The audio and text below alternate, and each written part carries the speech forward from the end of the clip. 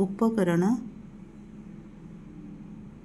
Chocolate chiffon पाई white butter 450 ग्राम, चीनी 1 kilo, cocoa powder 200 ग्राम, मैदा 300 ग्राम, अंडा 6टी, baking powder 10 ग्राम, क्षीर 300 milligram. Filling पाई तरल chocolate 200 ग्राम, कन्याक किंबा कौनसी कड़ा लिकर 100 ग्राम, फेंटा क्रीम 200 ग्राम, व्हाइट चॉकलेट 100 ग्राम। सजाइबा पाई प्रस्तुति चॉकलेट सिफन सबुतिक उपकरण मिसई डोम आकार लहुणी मखा बेकिंग मोल्ड रे मिश्रण को ढालतु। 180 डिग्री सेल्सियस रे 30 मिनिट बेक करंतु। ठंडा होई गले छांचरू सिफन बाहर कर नियंतु।